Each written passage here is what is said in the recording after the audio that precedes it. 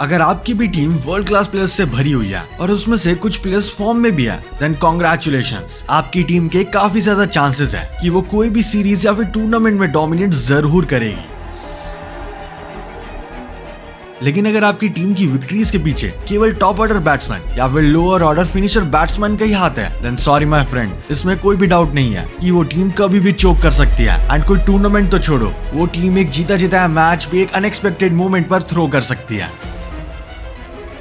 ये सब होगा अगर उस टीम का मिडिल ऑर्डर स्टेबल नहीं है, और ऐसा ही कुछ होता आ रहा था हमारी इंडियन टीम के साथ। साल 2019 के बाद से इंडियन टीम ने जितने मैचेस चोक नहीं करे हैं, उससे ज्यादा तो हम मिडिल ऑर्डर को ब्लेम कर चुके हैं। और ऐसा हो भी क्यों ना, जब तक मिडिल ऑर्डर नहीं चलता तब तो कोई बैट्समैन कितने भी रन बना दे, हमें अक्सर इंपॉर्टेंट मोमेंट्स पर चोक देखने को ही मिलेगा। And to no one surprise, हम इंडियन फैंस को 2014 से यही देखने को मिलता आ रहा है। बट आखिर ऐसी क्या वजह है कि इंडियन टीम में एक से बढ़कर एक स्टार बैट्समैन और प्लेयर्स होने के बावजूद भी इंडियन टीम मिडिल ऑर्डर के मामले में हमेशा मात खा जाती है। एंड एक लंबे टाइम तक तो इंडियन टीम के पास नंबर 4 के लिए कोई प्लेयर तक नहीं था, और कभी कभी तो टीम मैनेजमेंट एक पोजीशन के लिए इतने प्लेयर्स ट्राई कर लेती है जिससे पता ही नहीं चलता कि आखिर नंबर 4, नंबर 5, नंबर 6 पर कौन बैट्समैन खेलेगा। एंड इन्हीं सब चीजों की वजह से हम लोग ये बात सोचने में मजबूर हो जाते हैं। ऑल्दो रिसेंट टाइम में व्हाइट बॉल क्रिकेट में हमारा मिडिल ऑर्डर काफी हद तक स्टेबल हो गया है, लेकिन फिर भी पास्ट एक्सपीरियंसेस की वजह से हम सभी क्रिकेट फैंस को अब तक कोई भी कॉन्फिडेंस नहीं आ पाया है।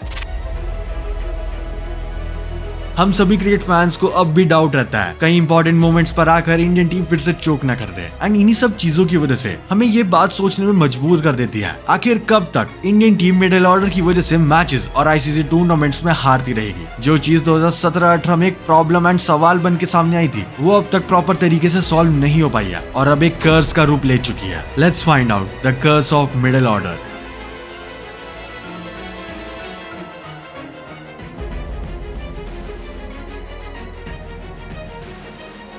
रिसेंटली मेरे पास काफी ज्यादा डिमांड आ रही थी डिस्कॉर्ड सर्वर बनाने के लिए, सो हमने डिस्कॉर्ड सर्वर बना दिया for all type of cricket related discussions. अगर आपको ज्वाइन करना है तो आपको लिंक डिस्क्रिप्शन में मिल जाएगा, डू चेक आउट। अब ये मिडिल ऑर्डर इंडियन टीम को बेनिफिट करने की बजाय कर्स कैसे बन गया, ये जानने से पहले हमें इंडिया की मिडिल ऑर्डर की हिस्ट्री देखनी पड़ेगी, और उसके लिए हमें जाना पड़ेगा 1980s के एरा में।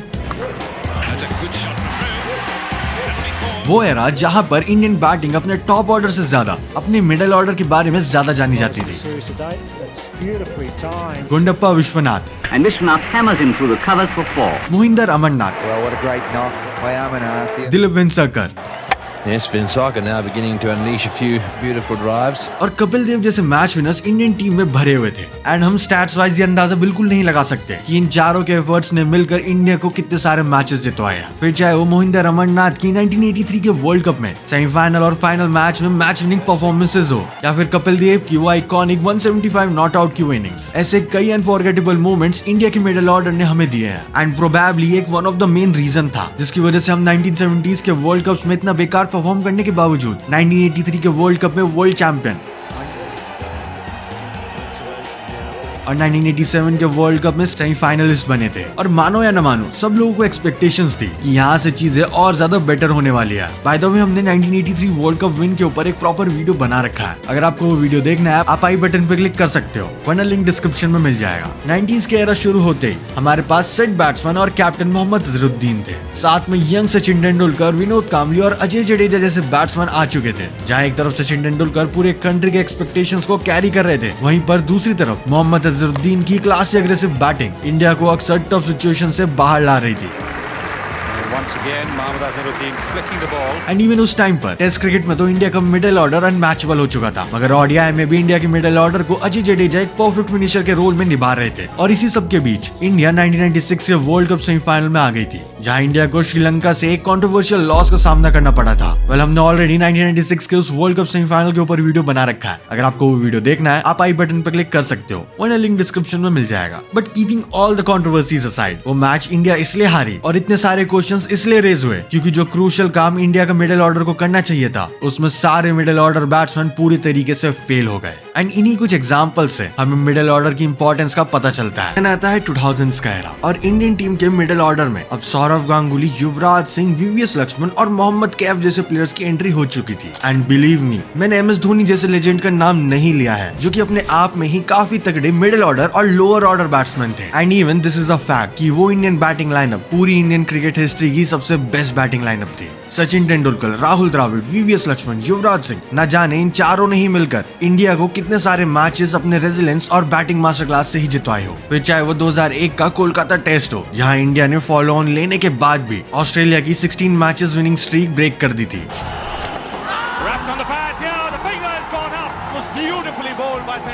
सचिन तेंदुलकर अपने प्राइम फॉर्म में तो थे ही, मगर टेस्ट क्रिकेट में इंडियन टीम वीवीएस लक्ष्मण और राहुल द्रविड़ जैसे प्लेयर्स से अलग लेवल पर जा चुकी थी। एंड इवन सौरव गांगुली भी मिडिल ऑर्डर में ऐसी इनिंग खेलते थे कि अपोजिशन बाकी बैट्समैन छोड़कर बस गांगुली के पीछे पड़ जाते थे, ये सोच के कि बस इसे ही आउट करना है। ये पूरा फेस इंडिया के लिए एक टर्निंग पॉइंट था। हमारे मिडिल ऑर्डर ने टफ कंडीशंस में कमाल का परफॉर्मेंस दिया, specially in Australia, England and south Africa. ये लोग सिर्फ पिच पर सर्वाइव नहीं कर रहे थे, इनफैक्ट डोमिनेट तक कर रहे थे। Time by time middle order में रेजिलेंस और अग्रेशन का एक परफेक्ट बैलेंस बन चुका था, जिसकी वजह से इंडिया एक कंसिस्टेंट और डेंजरस टीम बन चुकी थी। हालांकि जब लेट 2000s और अर्ली 2010s में इन्हीं सब प्लेयर्स ने रिटायरमेंट लेना स्टार्ट किया, तब इन प्लेयर्स का गैप फिल करने में काफी दिक्कतें आ रही थी, बट वो भी सुरेश रैना, युवराज सिंह और MS धोनी जैसे प्लेयर्स ने पूरी कर दी। 2015 तक सब कुछ ठीक जा रहा था और इतनी प्रॉब्लम इंडिया का मिडिल ऑर्डर फेस नहीं कर रहा था। बट 2015 वर्ल्ड कप के बाद जब इंडिया ऑस्ट्रेलिया से सेमीफाइनल में हार जाती है, तब वहीं से मिडिल ऑर्डर का केओस स्टार्ट हो गया, जिसका प्राइस इंडियन टीम आज तक पे करती आ रही है। 2015 ओडीआई वर्ल्ड कप के बाद जो इंडिया का एग्जिस्टेड मिडिल ऑर्डर था, जिसमें रैना, युवराज, जो कि ऑब्वियसली उस वर्ल्ड कप में तो नहीं थे, बट इस तरह के जो एक्सपीरियंस प्लेयर खेल रहे थे, उनका फॉर्म एकदम से डिप कर जाता है।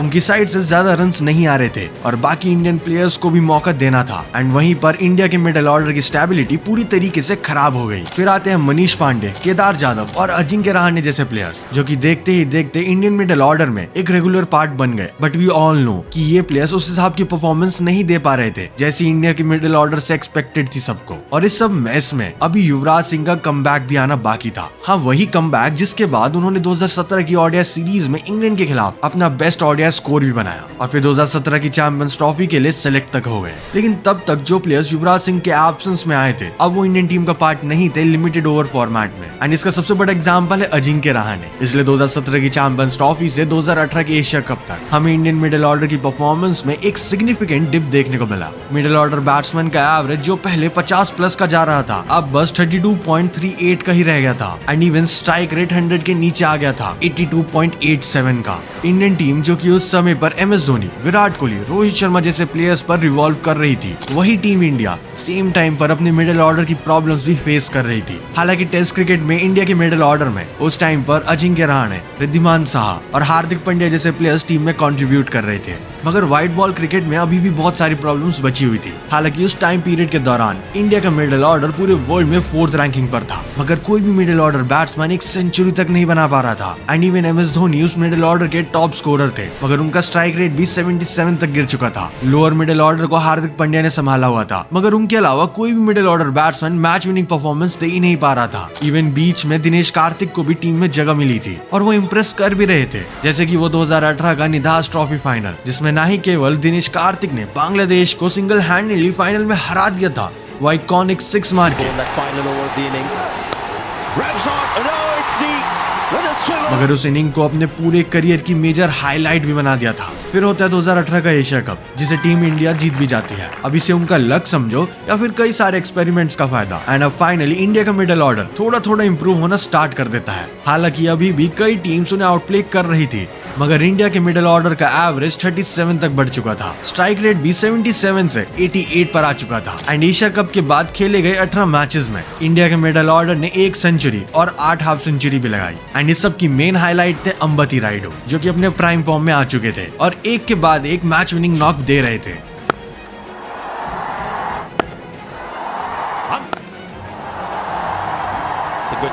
एंड इस पॉइंट तक सभी इंडियन फैंस को यही लग रहा था कि इंडियन टीम का ये middle order crisis 2019 world cup से पहले सॉर्ट ही हो जाएगा। बट जो उसके बाद हुआ, उसे क्रिकेट हिस्ट्री का सबसे बड़ा ब्लंडर कह लो या फिर अपने पैर पर कुल्हाड़ी मारना कह लो। हम कुछ ही टाइम बाद BCCI के द्वारा दिए गए कुछ कंट्रोवर्शियल डिसीजन को देखने वाले थे। डेट थी 15 अप्रैल 2019। इंडियन टीम आने वाले 2019 के ओडीआई वर्ल्ड कप के लिए 15 मैन स्क्वाड का अनाउंसमेंट करती है। चाहे वो रोहित शर्मा हो, विराट कोहली हो या फिर कोई और, उस स्क्वाड में जितने भी प्लेयर्स थे वो सभी के सभी कहीं ना कहीं एक्सपेक्टेड भी थे और सभी को पता था कि ये इंडियन टीम हद से ज्यादा स्ट्रॉन्ग लग रही है एंड इस बार चांसेस है कि वो ट्रॉफी उठा ही देंगे। MS धोनी, ऋषभ पंत, केदार जाधव और दिनेश कार्तिक को मिडिल ऑर्डर बैटिंग के लिए चुना गया था। ये सभी कमाल के बैट्समैन थे, लेकिन जो नाम इस स्क्वाड से मिसिंग था और सभी को लग रहा था कि ये प्लेयर तो श्योर शॉट 2019 का वर्ल्ड कप खेलने इंग्लैंड जाएगा ही जाएगा, वो कोई और नहीं बल्कि अंबती रायडू था, जो कि पिछले एक साल में काफी ज्यादा रन्स और नाम बनाकर आ रहे थे।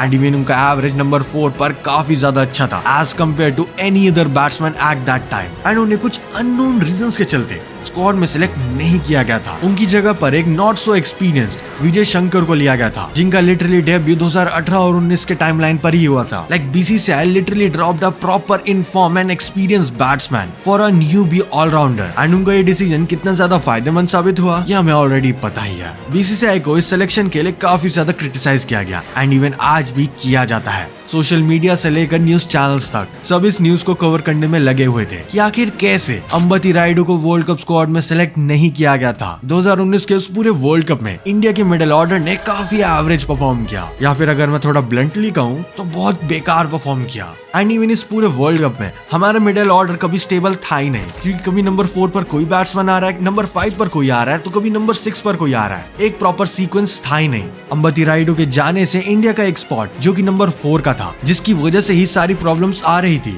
वो खाली हो चुका था और उसी की वजह से इंडिया का मिडिल ऑर्डर बिल्कुल भी स्टेबल नहीं था। हमारा मिडिल ऑर्डर उस वर्ल्ड कप में कई मूवमेंट्स पर फ्लैटेड कर गया। इस मिडिल ऑर्डर प्रॉब्लम ने हमें इतना परेशान किया कि न्यूजीलैंड के खिलाफ सेमीफाइनल मैच में इंडिया के बैटिंग लाइनअप में एक नहीं, 2 नहीं, 3 नहीं बल्कि 4 विकेट कीपर्स देखने को मिल रहे थे। Main wicket keeper MS Dhoni के अलावा टीम में KL राहुल जो कि एज एन ओपनर खेल रहे थे और दिनेश कार्तिक एंड ऋषभ पंत जो कि मिडिल ऑर्डर संभाल रहे थे, वो लोग भी प्लेइंग 11 का पार्ट थे। जो प्लेयर्स बैकअप विकेट कीपर्स के तौर पर टीम में आए थे, उन्हें मिडिल ऑर्डर की मेस की वजह से नंबर 4, 5, 6, 7 की पोजीशन को फिल करने पर मजबूर कर दिया गया। लाइक BCCI ने एक प्रॉपर बैट्समैन को ड्रॉप करके 4 विकेट कीपर बैट्समैन को स्क्वाड में तो रखा, बट इंपॉर्टेंट मैच में उन्हें खेलने के लिए उतार भी दिया। लाइक जब तक शिखर धवन टीम का पार्ट थे तब तक KL राहुल नंबर 4 पर बैटिंग कर रहे थे एंड जैसे शिखर धवन इंजर्ड हुए और टीम से बाहर हो गए तो KL राहुल को ओपनिंग करने के लिए भेज दिया गया और जिस मिडिल ऑर्डर को थोड़े टाइम तक KL राहुल ने स्टेबिलिटी दे दी थी, वो अब फिर से मेस्ड अप हो गया एंड ये चीजें पूरे वर्ल्ड कप में चलती रही। एंड इस सब का रिजल्ट क्या आया हमें ऑलरेडी पता ही है। वेल, हमने ऑलरेडी 2019 के उस वर्ल्ड कप के ऊपर एक वीडियो बना रखी है। अगर आपको वो वीडियो देखना है आप आई बटन पे क्लिक कर सकते हो, वरना लिंक डिस्क्रिप्शन में मिल जाएगा। उस पूरे वर्ल्ड कप के दौरान ऐसा लग रहा था कि इंडिया का मिडिल ऑर्डर एक म्यूजिकल चेयर बन चुका है, क्योंकि नंबर 4 और नंबर 5 की पोजीशंस पे कई बैट्समैन ट्राई किए जा चुके थे, जैसे Kedar Jadhav, Rishabh Pant, MS Dhoni, Dinesh Karthik, KL Rahul. And इस पूरे weak and unstable middle order की वजह से हम एक जीता जिताया सेमीफाइनल और एक पूरा वर्ल्ड कप हार गए। एंड इवन वो मैच MS धोनी का लास्ट इंटरनेशनल मैच भी था, जिसके 1 साल के बाद उन्होंने इंटरनेशनल क्रिकेट से रिटायरमेंट भी ले लिया था। जब से MS धोनी रिटायर हुए हैं तब से इंडिया का मिडिल ऑर्डर एक बड़े चैलेंज से गुजर रहा है। श्रेयस अय्यर, मनीष पांडे और ऋषभ पंत इस गैप को फिल करने की कोशिश कर रहे थे, पर इनमें से कोई भी प्लेयर प्रॉपर वे में कंसिस्टेंसी नहीं दे पा रहा था, जिसकी इंडिया को सबसे ज्यादा नीड थी। श्रेयस अय्यर उस समय अपने करियर के राइज पर थे, मगर तब भी कोई और promising middle order batsman India को नहीं मिल पा रहा था जो कि उनके साथ अगली पोजीशन पर बैटिंग कर पाए। On the other hand Manish Pandey का भी सिचुएशन कुछ ऐसा ही था। ओडीआई में उनका एवरेज 42 का था, जो कि काफी डिसेंट था, पर इंटरनेशनल लेवल पर कंसिस्टेंटली इंपैक्ट डालने के लिए इनफ नहीं लग रहा था। ऑल्दो T20Is में वो 122 के एवरेज से खेल रहे थे, पर फिर भी उनका स्पॉट सिक्योर नहीं हो पा रहा था। एंड इसी सब केओस के बीच फिर 2020 में पैंडेमिक आ जाता है एंड इसके बाद टीम का बैलेंस और ज्यादा डिस्टर्ब हो गया। इंडिया का ओवरसीज कंडीशंस में स्ट्रगल धीरे धीरे और प्रोमिनेंट हो रहा था, स्पेशली ऑस्ट्रेलिया के टफ पिचेस पर, जहां इंडियन बैट्समैन अच्छा परफॉर्म कर रहे थे, लेकिन हमारा मिडिल ऑर्डर प्रेशर हैंडल ही नहीं कर पा रहा था। और जब जब टॉप ऑर्डर फेल होता तब सबको MS धोनी जैसे प्लेयर्स की एब्सेंस रियलाइज होने लगती। उस वक्त तक वक्त इंडियन टीम काफी ज्यादा स्ट्रगल कर रही थी। इंडिया ने उस टाइम पर काफी ऑप्शंस को ट्राई किया just to make the middle order in white ball cricket stable, but चीजें कुछ खास निकल के नहीं आ रही थी। और इसी बीच हमारे सामने 2020 की बॉर्डर गावस्कर ट्रॉफी का फर्स्ट मैच एक इम्पोर्टेंट एग्जाम्पल बन के सामने आता है। इस मैच में एक भी बैट्समैन 10 के ऊपर का स्कोर नहीं बना पाया। सेकंड इनिंग्स में जब इंडिया 36 पर ऑल आउट हो गई, तभी मिडिल ऑर्डर की असली वीकनेस सबके सामने आई थी। जब टॉप ऑर्डर फेल होता है तो मिडिल ऑर्डर का रोल और इम्पोर्टेंट हो जाता है, लेकिन इंडियन मिडिल ऑर्डर उस प्रेशर को एब्जॉर्ब कर ही नहीं पा रहा था, जिस वजह से हर बार कोलैप्स देखने को हमें मिल ही जाता था। यही सेम चीज हमें दोबारा 2021 के वर्ल्ड टेस्ट चैंपियनशिप फाइनल और 2021 के T20 वर्ल्ड कप में देखने को मिलती है, जहां 2021 के वर्ल्ड टेस्ट चैंपियनशिप फाइनल में न्यूजीलैंड ने जहां हमें एक तरफा हरा दिया, वहीं पर हम 2021 में शर्मनाक तरीके से उस T20 वर्ल्ड कप से ग्रुप स्टेज से बाहर हो गए थे। एंड इवन उस T20 वर्ल्ड कप का एक इम्पोर्टेंट हाईलाइट बना पाकिस्तान वाला वो मैच, जिसमें पाकिस्तान की टीम ने हमें 10 विकेट से हराया था। अगर हम इस बॉलिंग फेलियर के अलावा उस मैच में हमारे बैटिंग ऑर्डर की परफॉर्मेंस देखें तो मिडिल ऑर्डर कुछ खास नहीं कर पाया और टोटली फ्लॉप रहा था। होम कंडीशंस में श्रेयस अय्यर और ऋषभ पंत ने ओडीआई में अच्छा परफॉर्म किया था और सीरीज जीतने में एक इम्पोर्टेंट रोल भी निभाया था, पर जब क्रूशियल मैचेस आए, स्पेशली ओवरसीज कंडीशंस, तो इन प्लेयर्स की इनकंसिस्टेंसी एक्सपोज हो गई थी। जब तक मिडिल ऑर्डर प्रेशर अब्सॉर्ब करना नहीं सीख जाता, इंडिया का ये प्रॉब्लम चलता ही रहेगा। लेकिन 2022 के आते आते हमें एक मिडिल ऑर्डर बैट्समैन मिल चुका था, जिसने इंटरनेशनल क्रिकेट में आते ही अपनी एक्सप्लोसिव बैटिंग स्टाइल और अपने अनऑर्थोडॉक्स 360 डिग्री शॉट्स की मदद से क्रिकेट वर्ल्ड में अपनी एक अलग ही जगह बना ली थी। 2022 एक ब्रेकआउट ईयर था सूर्य कुमार यादव के लिए, खास करके T20 क्रिकेट में, जहां पर उनकी परफॉर्मेंस एकदम नेक्स्ट लेवल थी। उनका एवरेज 46 से ज्यादा का था और स्ट्राइक रेट 188 के करीब। एंड इसी बीच उनकी नॉटिंघम की वो इनिंग याद आती है जिसमें उन्होंने टॉप ऑर्डर कोलैप्स के बाद 117 रन की इनिंग खेल दी थी। हालांकि वो मैच हम हार गए थे, मगर सूर्य कुमार यादव ने इंडिया की middle order problem almost solve भी कर दी थी। लेकिन सूर्य कुमार यादव का कंट्रीब्यूशन केवल T20 आई तक ही सीमित है, क्योंकि ओडीआई क्रिकेट में अब तक वो कुछ खास नहीं कर पाया। लेकिन फिर भी T20 आई में जितना उन्होंने परफॉर्म किया है वो काफी काबिल तारीफ है, क्योंकि कोई और बैट्समैन उस लेवल पर उस वे में परफॉर्म नहीं कर पाया है अब तक, other than the experience and legend players. And even उस टाइम पर 50 ओवर क्रिकेट में मिडिल ओवर्स में एक्सेलरेशन की कमी जरूर नजर आई थी। ऑल्दो हार्दिक पांड्या का फिनिशर के तौर पर वापस आ जाना एक बहुत बड़ा बूस्ट था इंडिया के लिए, खास करके 2022 के एशिया कप में, जब उन्होंने पाकिस्तान के खिलाफ 33 नॉट आउट रन की इनिंग खेलकर टीम को एक इंपॉर्टेंट जीत दिलाई थी। लेकिन आईसीसी टूर्नामेंट्स में इंडिविजुअल ब्रिलियंस के बावजूद मिडिल ऑर्डर में कंसिस्टेंसी की कमी दिखती रही है। बड़े मैचेस कलेक्टिव एफर्ट्स मांगते थे, पर टीम एक यूनिट के रूप में डिलीवर नहीं कर पा रही थी। T20 फॉर्मेट का इशू आईपीएल की वजह से कुछ हद तक सॉल्व तो हो रहा था, क्योंकि हमें नए टैलेंट्स मिल रहे थे। देन आता है साल 2023। अगर हम श्रीलंका वाली ओडीआई सीरीज को देखें तो मिडिल ऑर्डर का एवरेज कुछ खास नहीं था। सूर्य का सिर्फ 4, श्रेयस 31 और हार्दिक 25। फिर ऑस्ट्रेलिया के खिलाफ ओडीआई सीरीज आई, जिसमें सूर्य के 3 कंसेक्यूटिव डक्स आए। ये सब कुछ ये दिखाता है कि मिडिल ऑर्डर एक बड़ी क्राइसिस से गुजर रहा था। उसके बाद टीम इंडिया में थोड़ा इंप्रूवमेंट जरूर आया, जब हार्दिक ने वेस्ट इंडीज के अगेंस्ट ओडीआई सीरीज में 41 का एवरेज मेंटेन किया। लोअर मिडिल ऑर्डर ने भी ग्रेजुअली रिस्पॉन्सिबिलिटी लेना शुरू किया। जडेजा ने ऑस्ट्रेलिया के खिलाफ 51 का एवरेज मेंटेन किया, वहीं केएल राहुल ने उसी सीरीज में 68 का एवरेज रखा और एशिया कप में भी 85 का एवरेज मेंटेन किया। 2023 के एशिया कप में इंडिया ने काफी अच्छा परफॉर्म किया एंड इवेंचुअली इस टूर्नामेंट को जीत भी गई। मगर फिर आता है 2023 का ओडीआई वर्ल्ड कप, एंड इसके बारे में मुझे ज्यादा बताने की नीड तक नहीं है। ये लिटरली एक प्राइम एग्जांपल है कि कैसे फाइनल मैच में आकर एक इंपॉर्टेंट सिचुएशन में इंडियन टीम कोलैप्स कर गई। एंड ये सारी कहानी जो कि काफी पास से चलती आ रही थी, वो फिर से रिपीट ही हो गई। पूरी की पूरी इंडियन टीम एक बार फिर से रोहित शर्मा और विराट कोहली के ऊपर ज्यादा डिपेंडेंट थी, और जब ये लोग आउट हो गए तो इनके बाद जो मिडिल ऑर्डर को स्टेप अप करके बैटिंग का कमांड संभालना चाहिए था, तब वो कोलैप्स कर गए and we lost the final once again because of the middle order. Then आता है साल 2024। इस टाइम पर इंडिया नए टैलेंट्स को अपॉर्चुनिटीज दे रही थी, चाहे वो तिलक वर्मा हो, ऋतुराज गायकवाड़ हो या फिर रिंकू सिंह। ये सभी लोग एक प्रॉमिसिंग ऑप्शन बनकर सामने आ रहे थे एंड वहीं पर शिवम दुबे ने भी ग्रेजुअली रिस्पॉन्सिबिलिटी लेना शुरू कर दिया था। मगर 2024 के T20 वर्ल्ड कप में मिडिल ऑर्डर ने अगेन डिसअपॉइंट किया। अक्षर पटेल का एवरेज सिर्फ 22, दुबे का 23, जडेजा का 11 और हार्दिक का 48 था।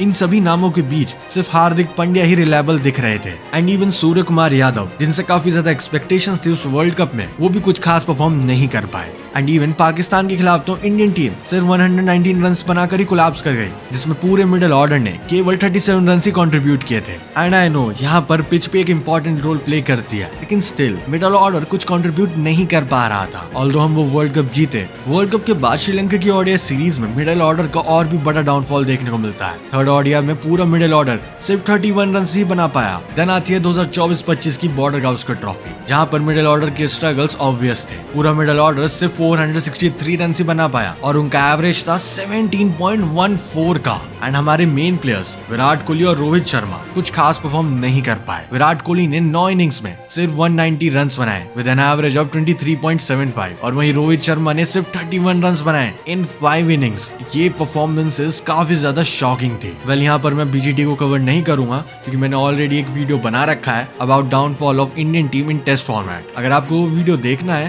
देन आप आई बटन पे क्लिक कर सकते हो, वरना लिंक डिस्क्रिप्शन में मिल जाएगा। Now putting all together, India का मिडिल ऑर्डर अब भी एक अनस्टेबल एलिमेंट है जो बड़े मैचेस में कंसिस्टेंटली फेल हो रहा है। हमने देखा ही है कि आईसीसी टूर्नामेंट्स में प्रेशर में आकर हमारा मिडिल ऑर्डर पूरे तरीके से कोलैप्स कर देता है एंड ये पैटर्न अब तक कंटिन्यू हो रहा है। टेस्ट क्रिकेट में अब भी एक सॉलिड, कंसिस्टेंट और डिपेंडेबल मिडिल ऑर्डर की कमी है जो इंडिया के ग्लोबल डोमिनेंस में एक बड़ा रोड ब्लॉक बन चुका है। आई नो बहुत लोग बोल सकते हैं दैट इंडिया तो परफॉर्म कर रही है ये वो, बट अगर आप एक ब्रॉड व्यू में देखोगे तो मेजरली जो परफॉर्मेंसेस आ रही है वो हमारी होम कंडीशंस पर ही आ रही है एंड सेना कंट्रीज में टोटली फ्लॉप हो रहे हैं। इस जीत का क्या फायदा जब आप अपने घर में ही जीत रहे हो। आई होप मिडिल ऑर्डर की प्रॉब्लम सॉल्व हो क्योंकि आने वाले सालों में ऑलमोस्ट हर साल कोई ना कोई आईसीसी टूर्नामेंट जरूर है and as always Indian team पहले से ही उन टूर्नामेंट्स की एक प्राइम कंटेंडर है। 2025 की चैंपियंस ट्रॉफी के लिए आपका बेस्ट प्लेइंग 11 क्या रहेगा कमेंट करके जरूर बताना। Well that's it for this video. अगर टॉक्सिक इंडियन फैन बेसिस के ऊपर वीडियो देखना है तो यहाँ पर क्लिक करो, अगर जीजी एरा के ऊपर वीडियो देखना है तो यहाँ पर क्लिक करो। Thanks for watching.